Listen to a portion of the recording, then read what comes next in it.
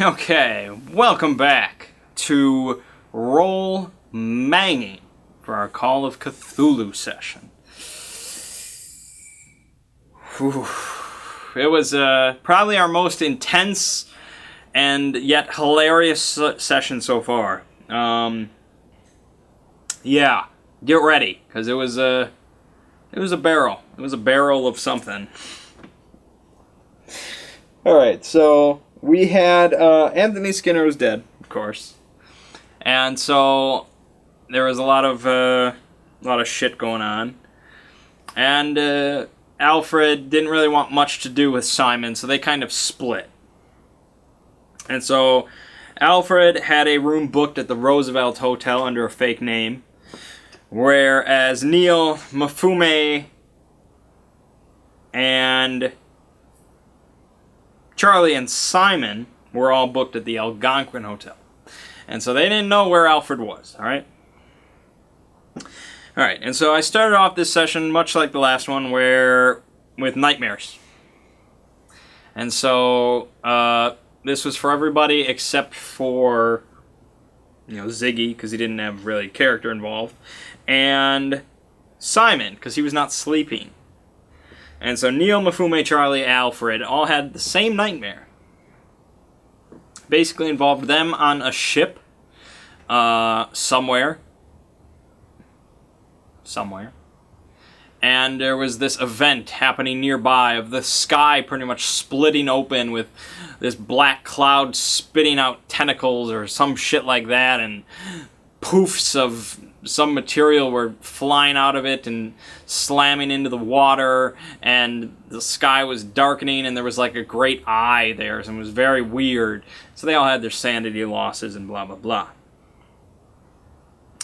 And so then they talked a bit about what they wanted to do, which mainly involved Fat Mabels. Fat Mabels was on their agenda. That was the only real lead they had. And so we now introduce Ziggy's new character, Moses Winnebago, who is a auto mechanic, but he also worked as the groundskeeper for Professor Anthony Skinner's house. And so at the time of his introduction, he was mowing the lawn in front of Skinner's house. And a cop pulled up and told him that he informed him of the death of Anthony Skinner, and that if he wants any more information, to speak with Lieutenant Martin Poole of the NYPD, who's handling the case. And so Charlie and Mafume, before they had to do Fat Mabels, they wanted to do a little bit more information gathering. So Neil and Simon went to the library. Charlie and Mafume went to visit Poole again to get any more information about Fat Mabels. And he basically told them that it was a thinly veiled speakeasy. He knows they probably serve alcohol out of there, but they've never really gone in to bust them yet. And so he's like, I had maybe a suspicion that there was some cult activity working out of there, but nothing concrete enough to go in. And so they were like, well, what did you have that made you suspicious? And he said, well, we talked to some of the regulars there, and they mentioned this guy named Makunga. And all they really said about him was that he has the juju, whatever that means. And so they were like, oh, okay. And so, of course, you say that, and it's just like, oh, okay, he's got the juju. But no, when you're in here, when you're playing, and you're in this Call of Cthulhu thing, you're like, oh, he's the leader of the cult, done. It's like, okay. And so, as they're talking to Poole, Moses comes in, because he wants to talk to Poole as well. And so they meet on their way in and out. And he says, oh, hey, we knew the professor, so if the lieutenant doesn't give you the full story, you can contact me at this hotel, blah blah blah, and maybe we can talk. Oh, okay. And so he talks to the lieutenant. Doesn't really get a whole lot of information out of him, other than, he died in the basement of this place called the Juju House, which they raided afterwards. And there's something dark happening in New York City, And so I'm working my own angles, and I also have these private members that they're doing their investigations. And so maybe you could, join up with them. Basically, it's all just to get Moses involved.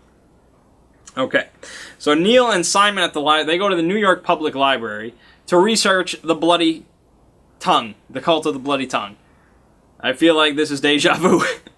And so, again, there's not a whole lot of information at the public library. There's like one sentence worth of information. And so they found it. They found out that the cult of the Bloody Tongue originated in dynastic Egypt, and they recently have been working out of Kenya. Great. I guess they went there without really knowing what to research. What should they have researched? There are things to research, but probably not that. Alright, so Alfred receives a call from Jonah Kensington, his good buddy. And Jonah he's managed to arrange a meeting with Erica Carlyle, the sister of the late Roger Carlyle, and the current head of the Carlyle family industry. Imports, exports, all that kind of stuff. So she's quite a classy, hard-to-reach lady. She's very wealthy, very powerful. But he managed to get a meeting between her and Alfred. But he says that the only way he could manage to do that was by maybe somewhat implying that perhaps her brother is still alive. And they have no real reason to think so. They have no evidence. All they really have is... Well, he's read the Nairobi notes, and so... Well, he's read part of the Nairobi notes. He hasn't read it all. And so, all he basically knows is that there's, second-hand evidence that a Mr. Brady is still alive. And that there were no white corpses found at the massacre site. But it was, a massacre. So that's all he's got to go on. So, Jonah was kind of, reluctant to tell him that's all he could do. Because once he gets there, to do the meeting, what is he going to say? So he's like, well, you're going to have to work the Hemsworth magic. And, so yeah. That's the best he could do. She's a hard-to-reach lady, He's not that connected. So, yeah, he got the meeting at the very least. Okay. So, Moses joins up with the group. With Simon being kind of suspicious, because Moses is only joining the group to find out what happened to his buddy, the professor. His buddy, the professor, was murdered, pretty much, by Simon. So, if Moses finds out that Simon killed his buddy, you can imagine. You've seen me kill Ed enough times. So, yeah. So Alfred skims through the notes. He reads the London notes, which are very erratic. The penmanship is very scattered and, maddening, I guess. And all I can really, there are pages that are just blank. Sometimes pages just have, a word repeated over and over.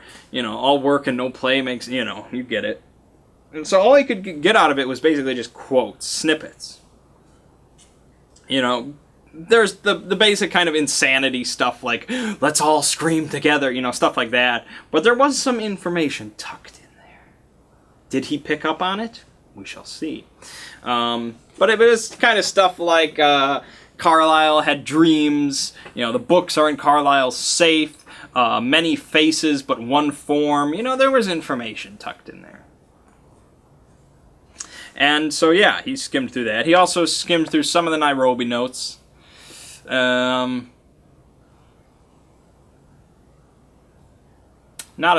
didn't read a tremendous amount of it, so we'll get to that hopefully later. Alright, so Alfred goes to the meeting with Erica. Very, very nice place, very secure. It's like Wayne Manor, kind of, but with a lot more guards around. And big fence around the whole thing. Beautiful place, but there's a lot of people that could gun down Alfred in a second. And so he meets with Joe Corey, who is Erica's personal bodyguard. Huge guy. He's he used to be an enforcer for the mob and shit. You know, he could wreck shit if he needed to. And so Alfred wasn't going to try anything. And so he sits down with Erica, and they have a conversation. She doesn't reveal a tremendous amount of information. Partly because the reason she's here talking to him is because she wants to know if her brother's still alive, which, you know, Alfred has no idea. And also partly because Alfred kind of he failed a couple rolls, credit rating rolls, to kind of impress this woman and try and get some information out of her. He did get something, but not probably as much as he wanted. Basically, the most he found out was that she wasn't very fond of her brother because he was kind of ruining the family, you know, and the industry that they have built. You know, he was throwing away their money, all sorts of crap. He was just wasting it. And she was like living in poverty because he didn't give a shit about her. So, you know, she's not terribly upset that he's no longer running things, I guess. And he also found out that everything about him seemed to kind of change after he met that damn Negro woman. And that's how she refers to her. She doesn't know her name, she doesn't know where she came from, how the two met, but everything changed about Roger after he met her. And so he started to have these really crazy dreams, and he would wake up and scream. And so she recommended that he, you know, visit one of her wealthy, classy psychiatrist friends, Dr. Robert Huston. And so she believes that it was perhaps Robert, unfortunately, that pushed Roger to go on the expedition. But at the bottom line, it was this Negro woman that was the cause of all this. And so, yeah, that was pretty much all she said. She also mentioned that Roger and Brady were thick as thieves. You know, they were very close, trusted each other to the end. And so she was curious as to why Brady, if he was alive, would not come and, you know, speak to her, you know, tell her the actual fate of her brother, what happened, anything, you know. She also mentioned some books. She read through one, but it kind of frightened her because it only substantiated what, you know, her brother would go on about at length. And so she has the books in her safe in the library, and Joe Corey mentioned while they're walking up there he's like, yeah, I'm sorry for all the precautions, but we had some men try and break into the library a few weeks back. And so, of course, Alfred asked if he could have the books. And she was like, and I think I had him roll another credit rating, which he failed. And she was just like, no, I think the books will remain here. And so that was pretty much the end of the meeting. Pushed his luck a little bit too far. And so that was that. Yeah, that was the meeting. If he had rolled better, or if he had, I don't know. If he had done something differently, maybe he could have got more information, but she's a pretty hard cookie to really suck information. Yeah, whatever. You get what I'm saying. Alright, so the rest of the group, while Alfred's doing all that, sitting around in mansions, the rest of the group goes to Fat Mabel's in Harlem. And so this place is a 5-story building. The second floor through 5th floor are apartment buildings, basically, which Mabel rents out. There's a front window, but it's plastered with faded advertisements for liquor and stuff like that. And so they go in. It's a very dingy, dirty, poorly lit, badly kept place. You know, there's about a dozen people in there. They look intoxicated, but they don't have any drinks. They don't look like the funnest bunch. There's no music going. There's no pool table. There's nothing like that. Not a great place. And this group of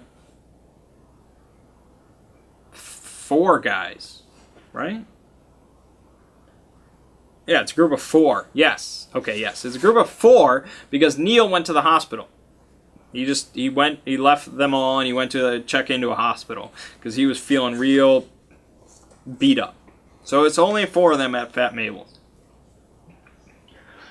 And so they're kind of getting, they're getting glared at as they walk around here because the only real, they accept, white people as customers. There's a couple in there, but it's predominantly, it's in Harlem, so the only Negro they got is Mfume.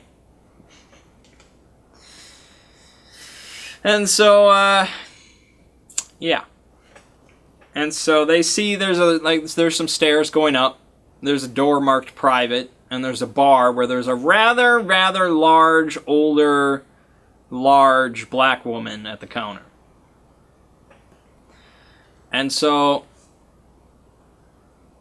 I think Charlie goes up, and he asks what they've got on tap, and she just says whiskey. Yeah, all right, a whiskey then. So she pours a shot of whiskey, and it's $2, which is probably quite a bit. Like a lunch is like 70 cents in this time. I have a whole chart of like prices and shit, but assume that it's quite a bit in 1925. I don't know if it would actually say. Like a nice dinner is $1.25. So yeah, this is like spending like $20 on a shot of whiskey. But hey, it's illegal, so you take what you can get. All right, so yeah, so he drinks his whiskey. Simon rolls up, and this was the major part of this session. Simon basically seduced Fat Mabel.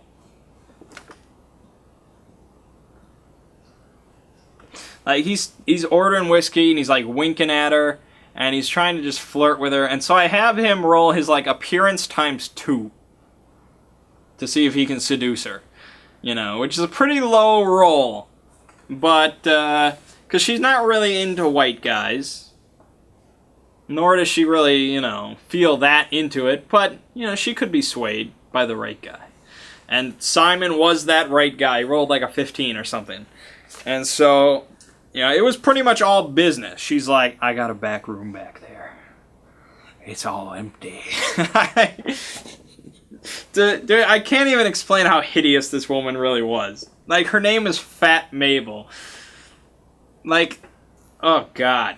Like, she had, like, stubble. There's, like, a cigarette stick. Like, just, you can... The worst thing you can picture. Go ahead. And so...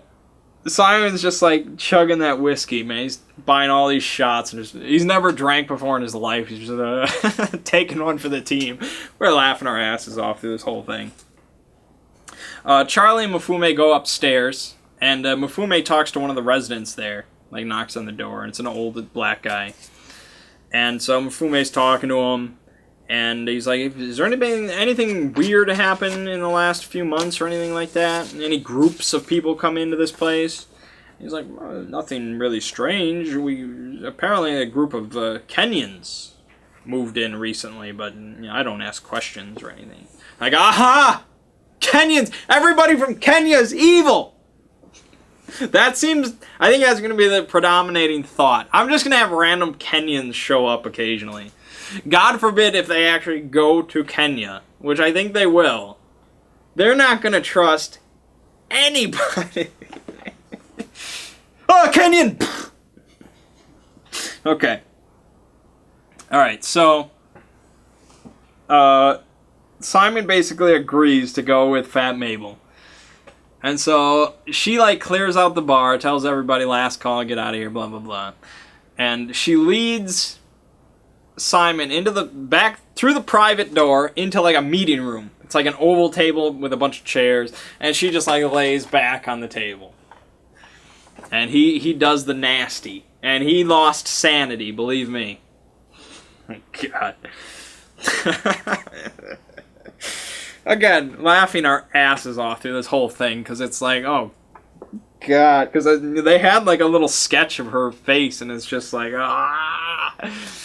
Okay, so while Simon has taken one for the team, the rest of the group goes downstairs into the basement.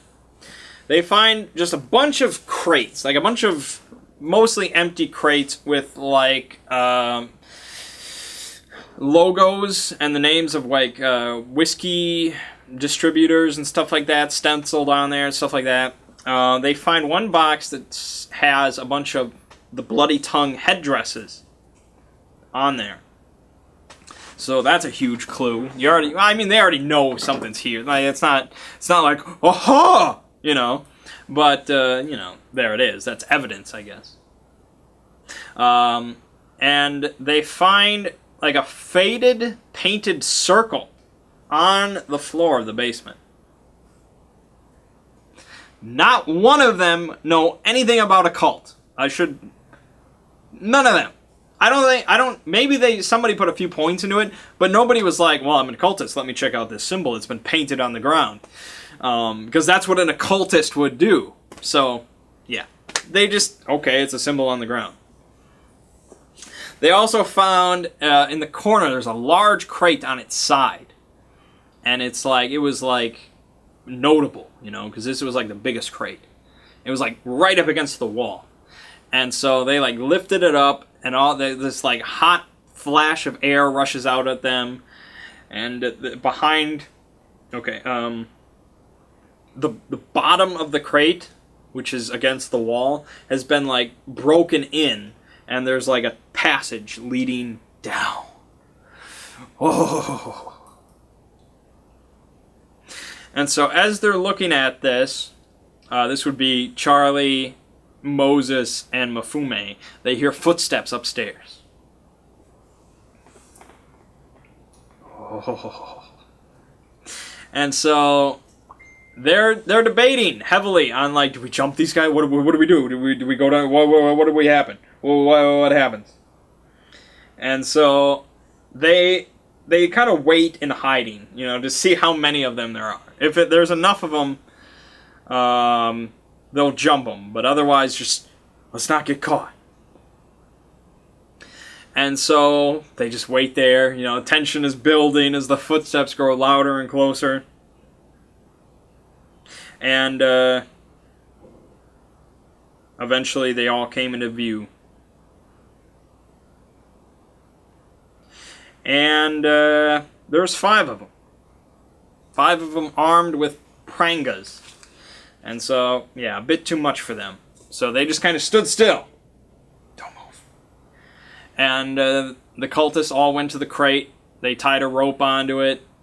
And they climbed down the passage. And Mafume was like hiding in the corner behind some crates.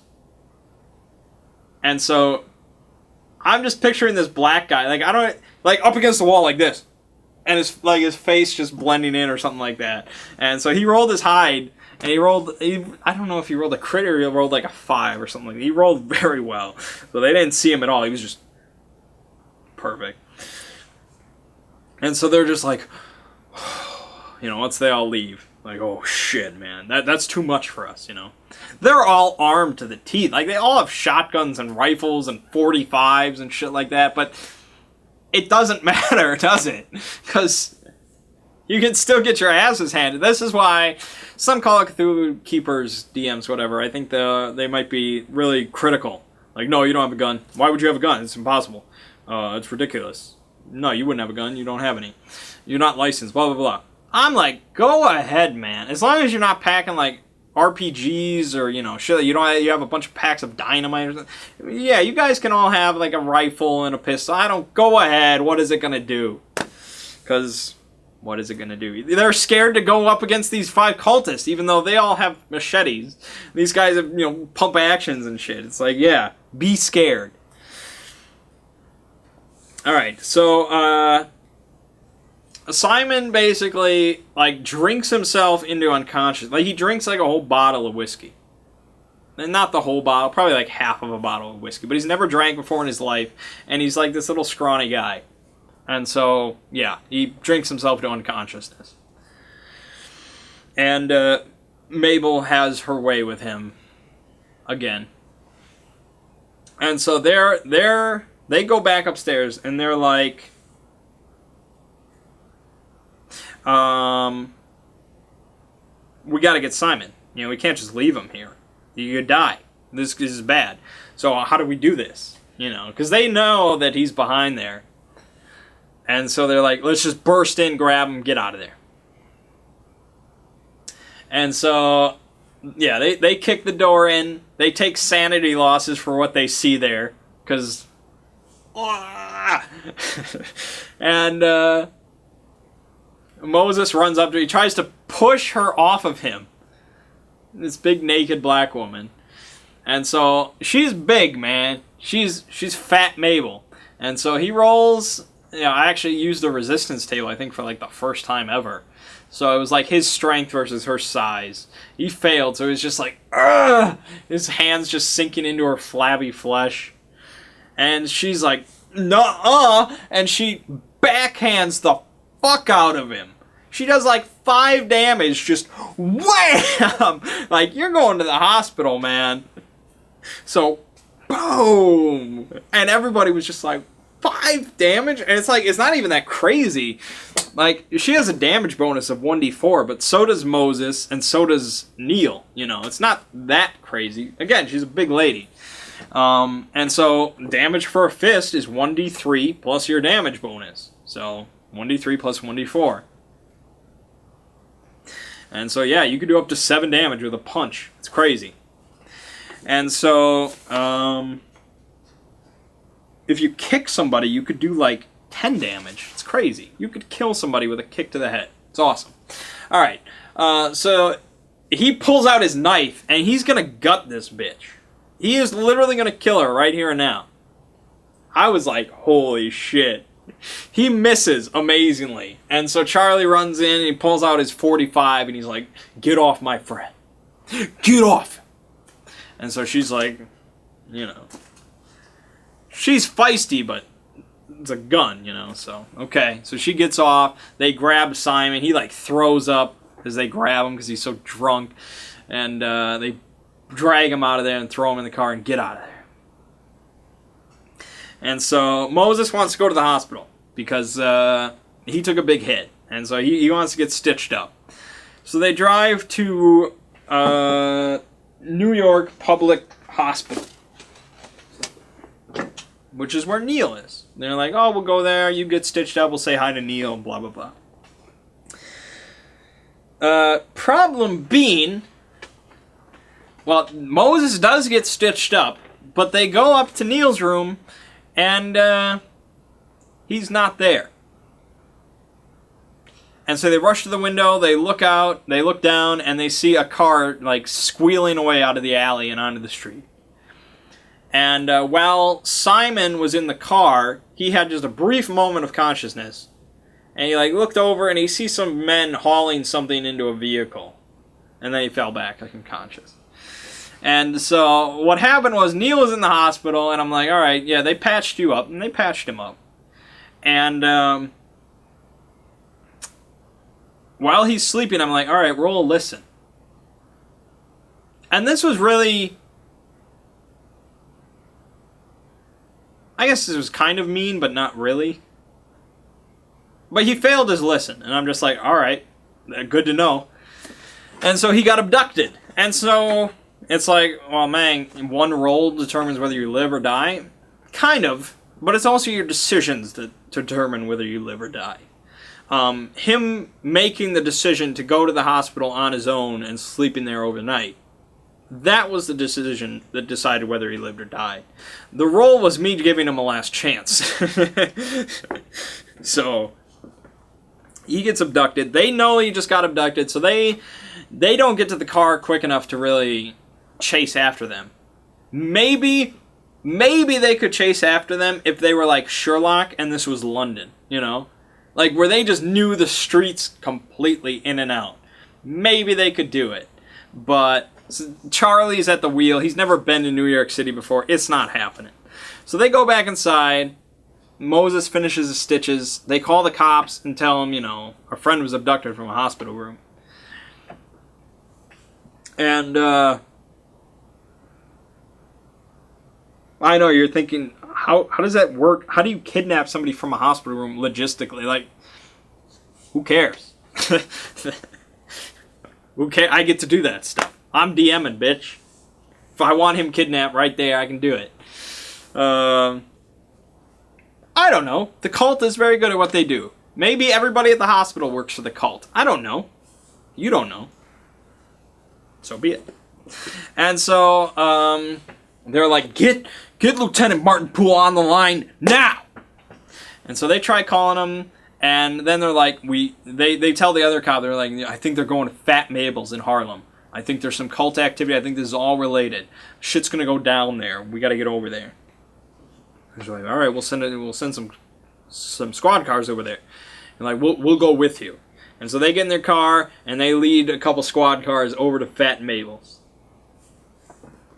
And so they get there, and all the cops are busting out all their guns, and all the investigators, they're pulling out like their shotguns and their rifles, and they're putting in ammo, and you can hear all these noises.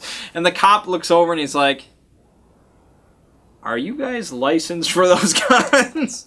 And they're just like, yes.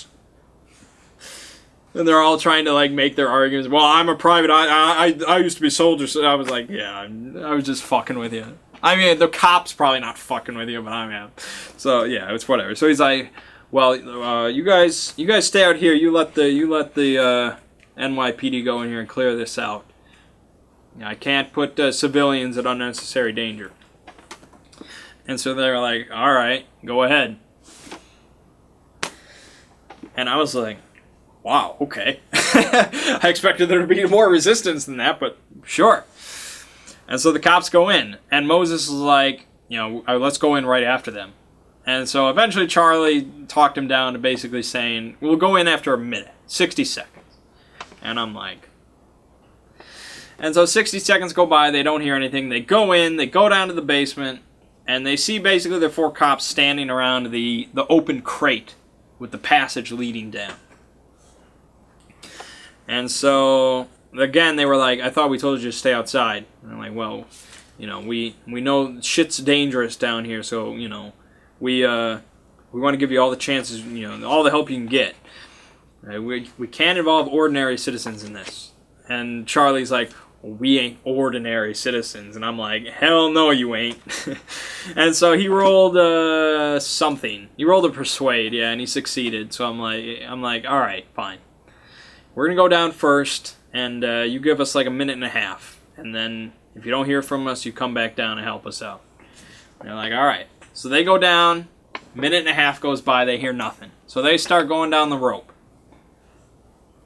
And this passageway down is very rough and slippery and difficult to go down. Even with a rope, it's slightly challenging. And so they both failed their rolls with the rope. And so they both slid down and took a couple points of damage.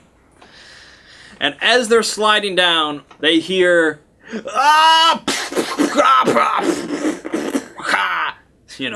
sounds of guns and violence and screams and bloodshed. And they're like, oh shit! Now remember, this is just Charlie and Moses. They left Mafume there to watch over Simon. Or Mafume volunteered to watch Simon. Good for Mafume. And so they're like, oh shit! Alright, and so they get to the bottom of this passageway, and they're like in a little alcove next to the subway tunnel. They see the big subway tunnel, they see it's going uptown, going downtown, blah, blah, blah. And on the other side from them, against the, on the rock wall, there's like a blanket that's covering something up. And all the sounds of violence have stopped. And it's just silent.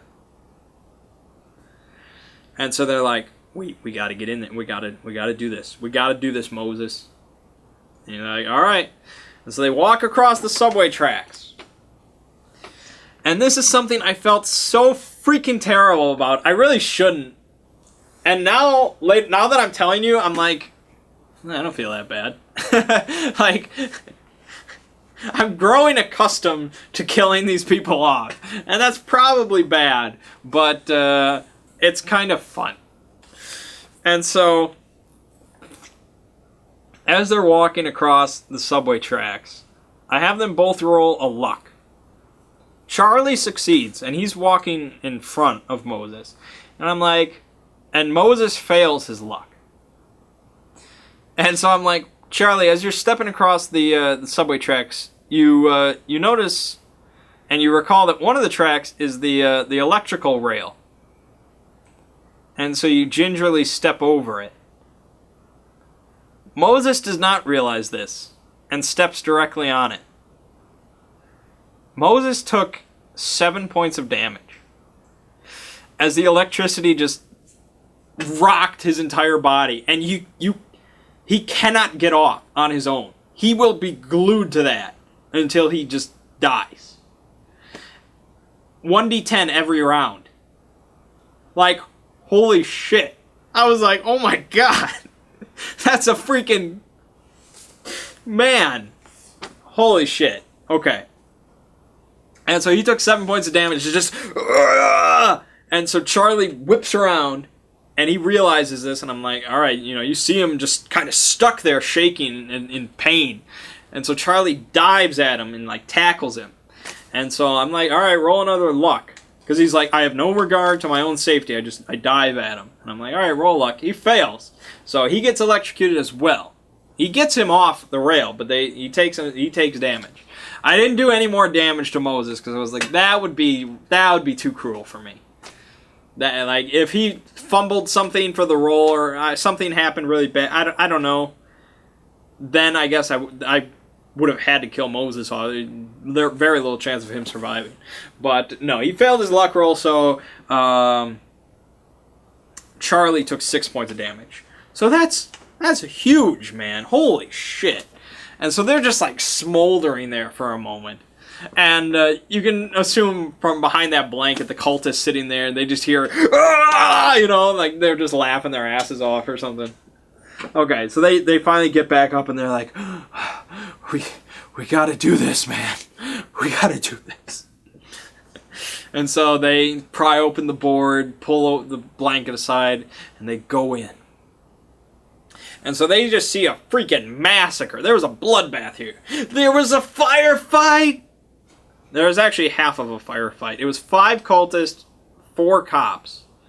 The cops had revolvers, and the cultists had machetes, but they were kind of ready for him. And so all 5 cultists died, all 4 cops died, because that's real convenient for me. And so all that's left in this bloodbath is this big chamber. On the far wall, there's a big black curtain. And in front of the curtain, kneeling down, facing Charlie and Moses, is kind of a half-naked guy. With his head down. And as they come in, he lifts his head up. And Moses is just like, Makunga.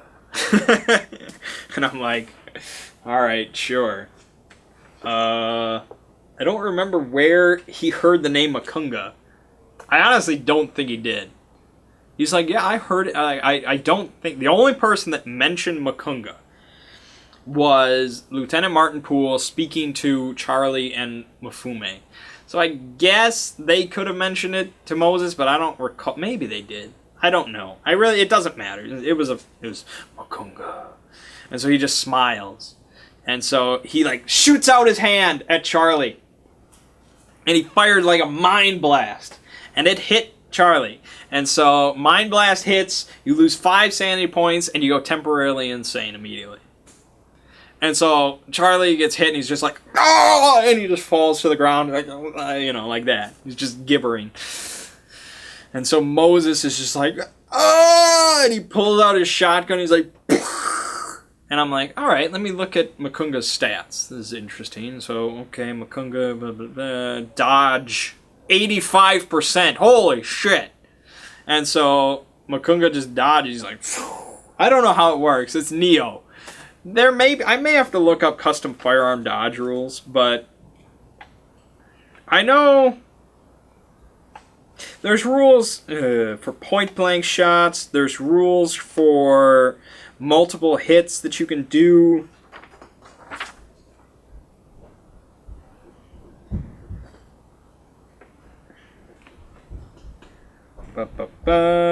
Yeah, I don't know.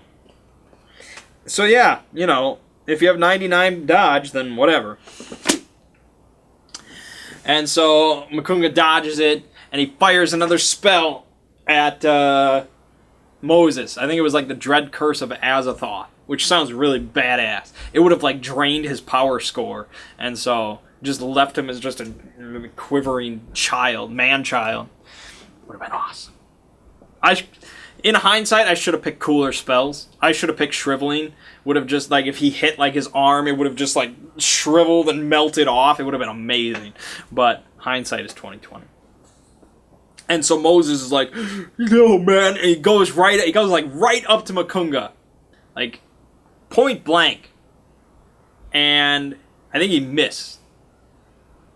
And so he misses. He's just like, ah. And so Makunga, like, pulls out these, like, Wolverine claws, which are actually, they're literally lion's claws that he, like, grafted onto some gloves.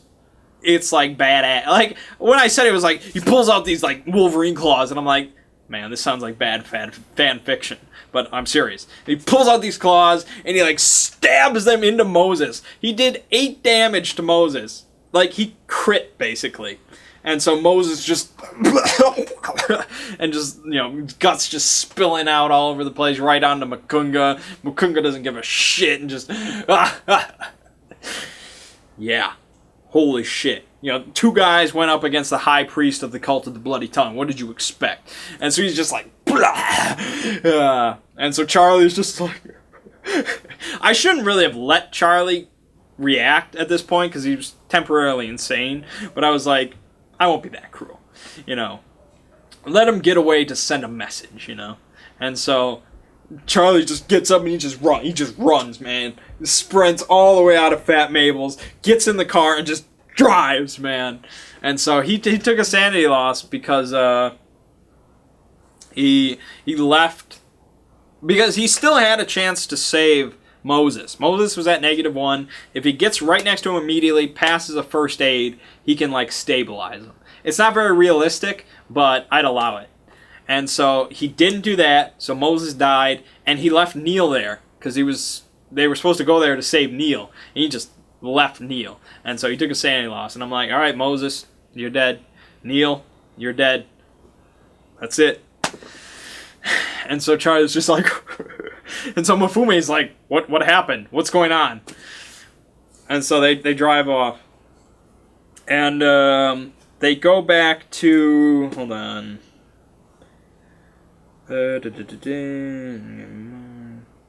Yeah, they go back to the Algonquin, where they meet with Alfred.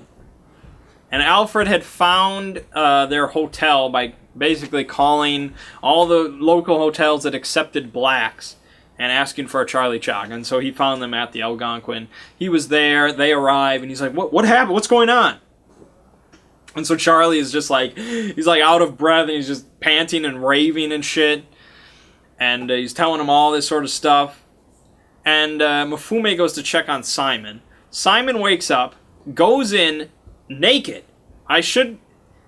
All of this was done naked. He's drunk and naked. Keep that entirely in mind. He's wearing like a towel, I think, that they put on him. And so he just struts in, drunk. He flirts with the chick at the desk. And since I'm not going to remember all the times, he flirts with her 3 times throughout the rest of the session. And he fails every single time. So it's funny because he's drunk, which we didn't really think about while we were doing this. We were like, what is he doing? Yeah, it was good. He was drunk. It was funny. And so they basically, he asked them, like, do you have my, or no, they didn't have his stuff. They never grabbed his stuff, remember? He was unconscious while he was being ravaged. They just ran in and grabbed him and went out. So they didn't get his clothes, his notes, his wallet, none of that. None of that. It's all back at Fat Mabel's. And so he walks in, tries to flirt with the concierge, fails, and then he just leaves and goes to Fat Mabel's. But without really asking them anything. It's funny. And so they're just like, all right, go ahead. So Simon goes back to Fat Mabel's to get his stuff. Charlie, Mafume, and Alfred want to find Lieutenant Poole. They got to talk to Poole. He knows stuff. So they look him up in the phone book. They find his address, and they drive over to his house at like 1 in the morning. And so the lights are off. They knock. They get no response. They look around the house. They find like footprints in the foliage, and they're like, fuck this, man. They kick in the door, they go around the place, they get to his bedroom, and they find him just like Jackson Elias. Symbol carved into his forehead, chest cavity torn open, blood and guts and awful and everything all over the place. They roll sanity, blah, blah, blah. Terrible. Lieutenant Poole is dead. Everybody they know is died. And so they look around his room and stuff for any info he had on the case. He didn't really have much. Like, that was the whole point. He wanted these guys to go out there and find stuff. Go through places that he couldn't really get to, And so basically, he had them all listed as suspects. He tailed a couple of them once in a while. He did stuff like that. He knew about Fat Mabel's. As he mentioned, it was a place that may have some connection. He had Makunga with like a question mark next to it circled and stuff like that. He didn't have a huge amount, and so they're like, shit, man, I'm sick of this. Like, they're getting real fed up with everybody. Like, they're constantly getting hounded. Alfred got attacked at one point. I can't believe I didn't write this down. Yeah, this was happening at some point while they were at Fat Mabel's. Alfred was in his room at the Roosevelt, and he got a knock on the door. And he was like, yes? Like, oh, room service? He's like, I didn't order anything. And they were like, well, I have an order from a Mr. Alfred Hemsworth. And so he's got like his gun pointed at the door now. He's like, there's no Alfred here. And I did that on purpose, because they didn't know that he had checked in as a Raymond. They just knew Alfred Hemsworth was here in this room. And so I did that on purpose. As soon as I said room service, that's a huge tip-off to anybody. So the whole point was it was rather thinly veiled. And so after he said there's no Alfred here, there was just silence. He's got his gun trained. And then the door just gets kicked in. He fires off a shot immediately, hits the guy in the shoulder. The other guy rushes in, like, swings at him, gets a good slash across his chest. Alfred dives for his elephant gun, grabs it, spins around, and blows the guy's head clean off. The other guy rushes in, he's like, ah! And just dead, both of them. Because it's an elephant gun.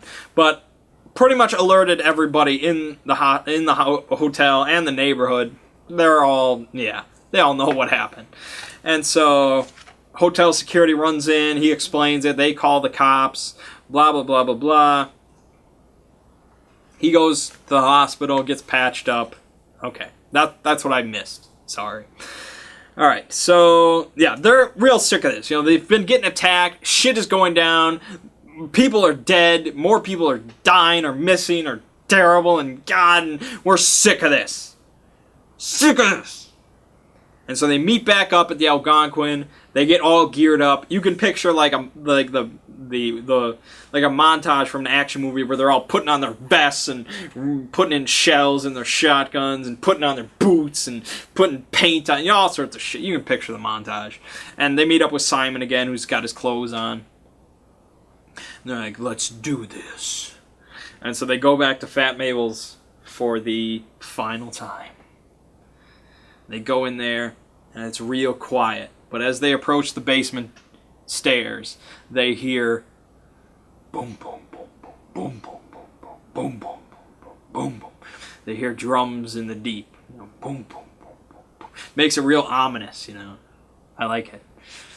And so they're like, oh, we gotta do this, man. We gotta do this. They're probably gonna know we're coming, but let's do it.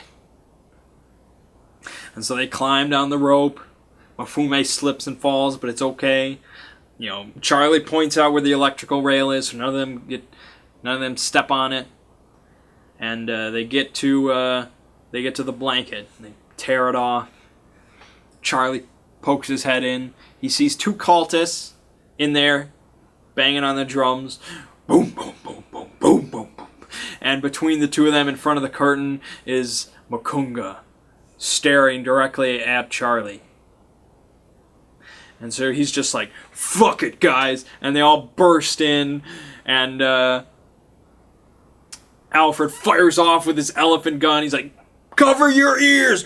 Boom! And Makunga miraculously dodges out of the way, and he fires a spell at Alfred, which was a mistake, because Alfred has like the highest power in the game. He's got like a power of 17. It's ridiculous. I would have never hit him.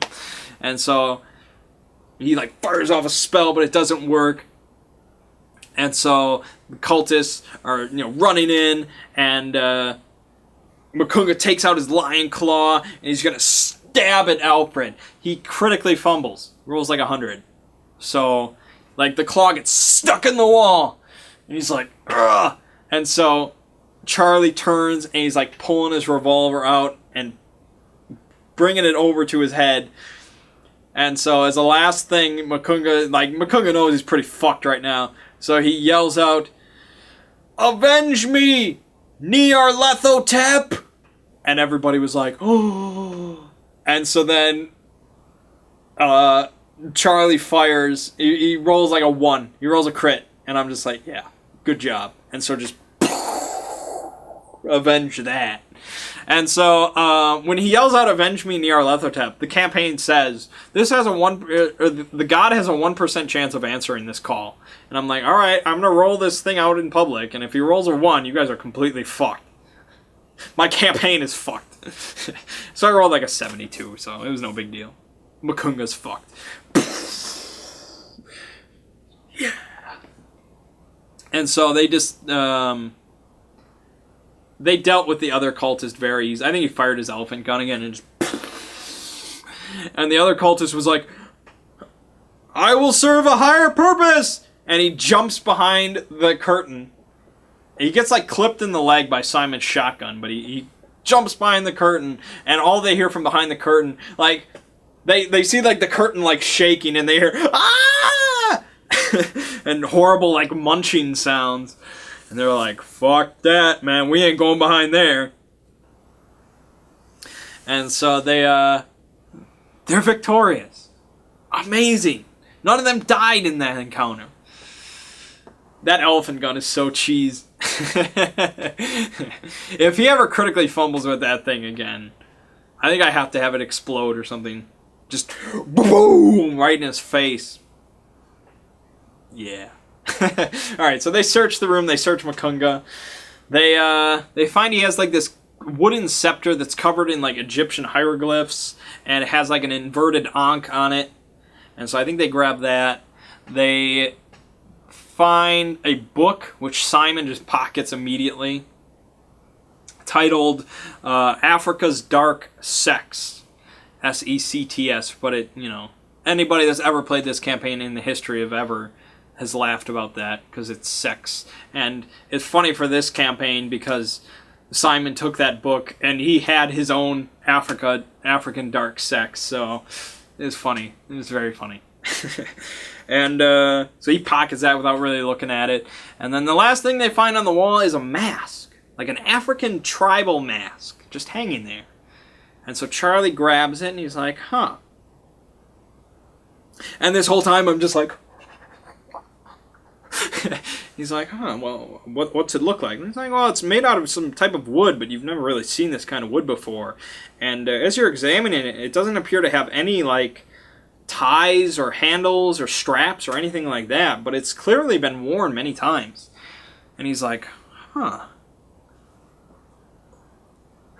Well, I guess I'll put it to my face and see what happens. kid in a candy store, oh God! That was my favorite moment of the whole session, was like, yes! You made my day! And they're just like, oh, fuck, man, why did you do that? You're dead now. You're dead. And so they, yeah. I don't want to spoil, no. Because most of the details are left for Secrets of Role Mangging, so I gotta be careful what I say here, you know, because the members of the party watch this. So basically, he just had a vision of Azathoth, which is bad. You don't want a vision of Azathoth at the throne of chaos, at the center of the universe. You don't want to see that. And so, yeah, he saw that. And he had to roll sanity. He succeeded on his sanity check, and he lost 4 sanity. I will say this. He was incredibly lucky. That's all I will say. Alright, so he's like standing there as a statue, and they're all watching him, and they're like, what is going on? And it would have been cooler if I did this privately. You know, if we were all around a table, I would have like taken him to a separate room and told him what happened. Because then everybody else would just be like, I come back and you just see him standing there still as a statue with the mask on. And they're just like, they got like their guns pointed at him and shit. But since I was doing it over Roll20, they all knew what was going on. And so the mask just fell from his face and he's just like, ah! You know, because part of the vision was like him traveling through space for like thousands of years. Which, that's what it says. I don't know how that works. Because, like, did he actually travel for thousands of years? He would be done. Like, there would be no sanity roll. You would be at 0. But I'm not going to do that, because that's unfair. So, I don't know how that works, but he's clearly affected by this shit. Even though he only lost 4 sanity points, which is ridiculous. But anyways. So they're just like, whoa, what happened? And he just, like, kicks the mask across the room and shit. He's like, fuck this, fuck. Don't touch it, don't look at it, don't destroy it, don't think about it, don't, fuck. And I'm like, yeah. And they're like, huh, okay. And so Simon goes, and he, like, goes over to it on the ground. He pours oil on it, or, like, kerosene. He tries to burn it. I'm like, all right, the fires are coming off of it, but it doesn't look like it's burning. And so Charlie just runs over and he, like, stomps it out. He's like, you can't get rid of it, man. You can't defeat this. And so Simon's like, huh. And he picks it up and he puts it in his bag. And I'm like, nice. And so that was pretty much it. But,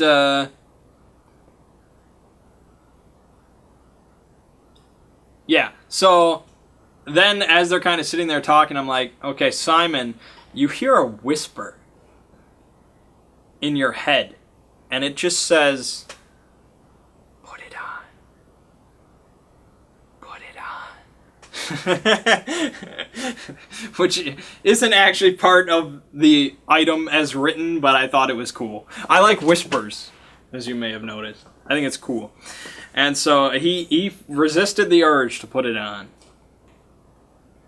And so they're like, you know, let's just get out of here. We're done here. And so they're like, they do not want to look behind the curtain at all, which is kind of smart. I'll give them credit. But as one final thing, Simon, like, fires a shot at the curtain. Just, because they heard, like, no, what they heard was, like, the sound of, like, kind of like a baby softly crying. And that's fucked up, man. And so he, like, fires a shot at the curtain. And so the crying turns into this, like, the worst wailing you've ever heard in your life. Like, just seeping into your mind with how terrible it is. And so they all roll sanity. 3 of them succeed and only lose 1. I think Mafume lost, like, 6. But he didn't go temporary insane, which was good. Because if he did, I probably would have had him run towards the curtain and just yank it down, which would have been amazing. I was thinking, while he was rolling to see if he went temporary insane, I was like, come on.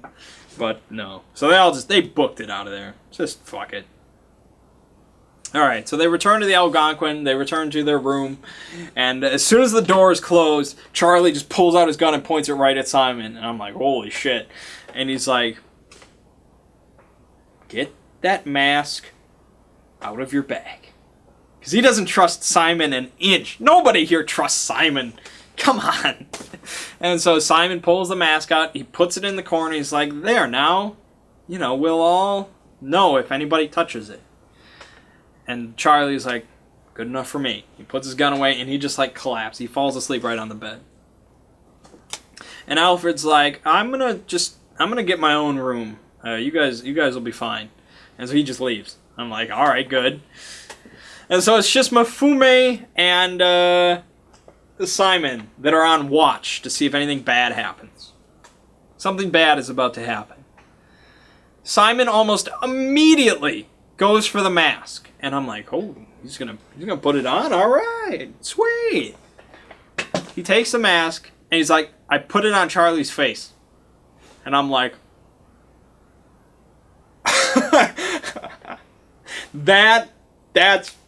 that's messed up, man.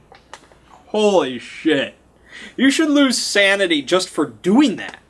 Like, because you know how it affected him. So doing that to him again, I should have made him lose sanity.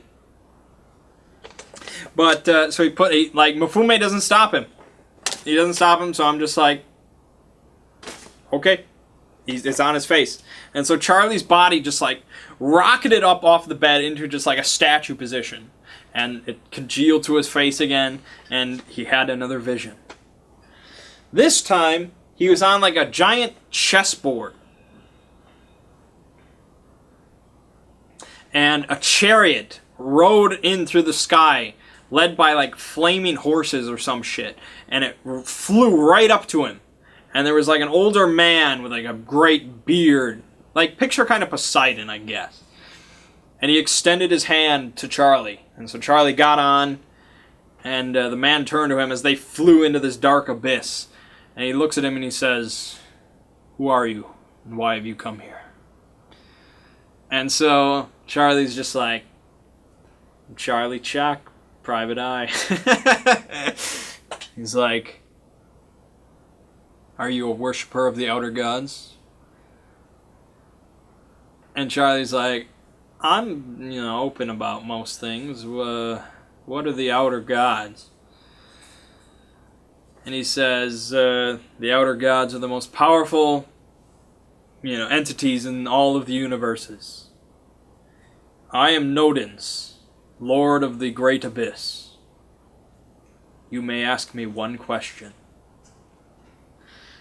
And so he's just like, holy shit. Because this is huge. Being able to ask Nodens any question in a campaign like this is huge. And so I put Charlie on the spot right there. And so he says, how do I get to the bottom of this whole Carlisle expedition thing? And so I'm like, because that's a big question. Very loaded question. And so while I'm thinking about it, he's asking the others, out of character, what they would have asked for. Ed's like, I would have asked her, how do I obtain immortality? Which, no. I'll save that discussion for Secrets of Roll Mangging. Interesting question, though. So yeah, I'm thinking that, I'm like, okay. And he turns and he says, Charlie Chuck, you have stumbled onto something most dangerous. The Carlisle expedition is just one small piece of a large puzzle. Nyarlathotep is coming. It is up to you to stop him. And then the mask falls from his face. Whoa! And, so yeah. Holy shit. And so, as soon as the mask falls from his face, Simon picks it up and puts it on his own. Which I feel is metagaming completely. Because, Again, this is something I would love to do privately, because then Simon would have Ed would have no idea. But since he heard me say this vision and everything to Charlie, being able to ask Nodens a question, because he had no inclination to put it on his face after, Charlie was kicking it across the room and ranting and raving. So, sorry, Ed, I think you were metagaming again, but I think you got what you deserved. And so he puts it on his face, and I'm like, holy shit!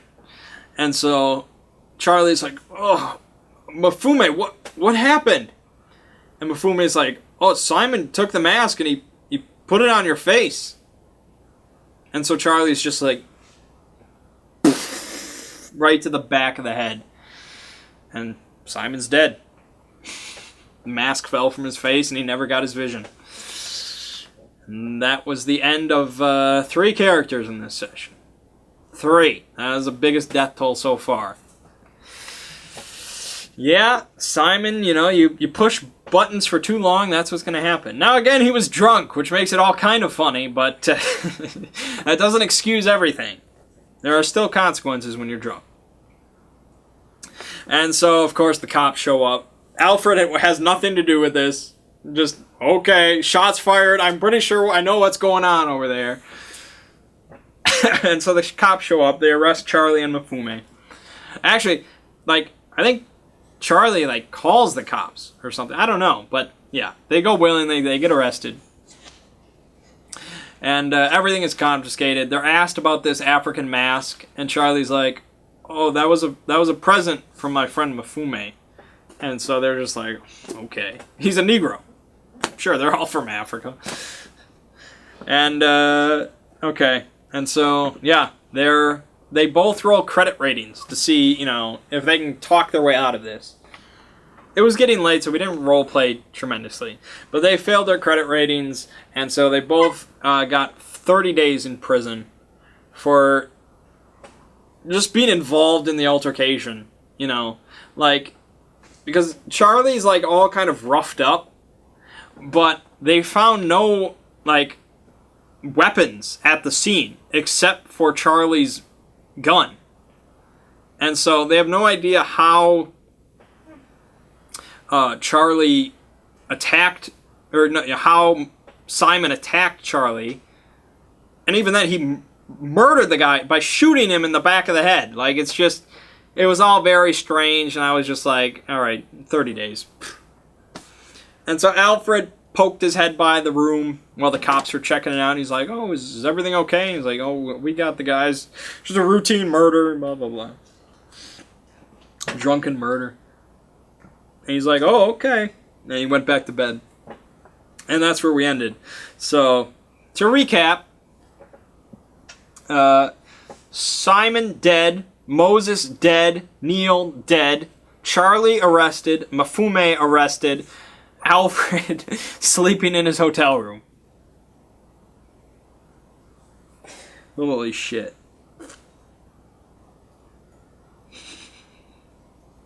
What a session, man. That was insane. I was really hoping I would get to do another vision for that mask on Simon, but Charlie did not take that shit, man. Even though it was a good vision, he didn't lose any sanity. He got to ask Nodens a question. And I agree. You can't trust a dude like that. You can't. I wouldn't trust a guy like that, so maybe shooting him in the back of the head is a bit extreme, but sure, he's had a shitty day. So, crazy shit, man. And so, yeah. They did get some sanity back for defeating Makunga. That was a big victory for them. That was good. But they're still not exactly safe. They did not defeat the cult, now did they?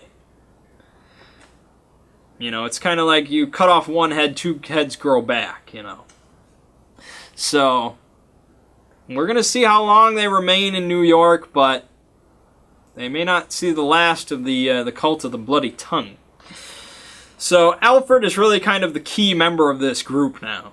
He is the only real link to Jonah Kensington. He has the notes. He has Elias's notes, which is big. And he has to bail the others out of jail. And we have to bring in 3 new people. We're going to be bringing in a lot of new people throughout this campaign. This is not going to be some, oh, we have to bring in somebody new, how exciting. No, it's just like, oh, who's here this time? Yeah. So we're going to see who can be the longest running member of this group. This group of death and mayhem. You know, so far Mafume and, well, I guess, yeah, those 3 are doing okay. I think Mafume is the only one that hasn't really been hurt, which is interesting. But yeah, that was a crazy session. It really was. It was a hell of a lot of fun. I'm really enjoying DMing this, which is kind of strange for me. But again, like I've said, you know, it's all kind of written out for me, and it's stuff that I really enjoy. You know, it's Lovecraft, except that it's kind of not. It's horror-ish. And there's just so much room to mess with the players that it's really cool. So yeah, I think that's pretty much it. That pretty much all took place on January 23rd, leading into the early hours of January 24th. So they got a lot done in a short amount of time, didn't they? So, next Sunday is Easter, so we will not be playing. So it's going to be 2 weeks before we get back to this craziness. Instead, on Thursday, we're going to be doing a one-shot.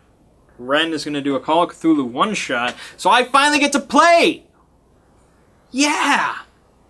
I get to have my own Call of Cthulhu experience. It's going to be great! So I will do a video for that. Which should be interesting, so you can get my perspective as an actual player, which should give me a bit more insight into how to run things. So that should be a lot of fun. But yeah, I'm definitely very anxious to get back to this, but I guess I do have a lot of time to plan out things, which is good. So you can definitely be ready for the secrets of role mangging, where I'm going to go through all of their the ramifications, the real consequences behind their victory, and what lies in their near future. So make sure you check that out. But alright, I think that just about wraps us up here. Crazy stuff, very fun stuff. Yeah, so my name is Mang. This has been Role Mangging for our Call of Cthulhu campaign, and I'll see you fine folks for that one shot.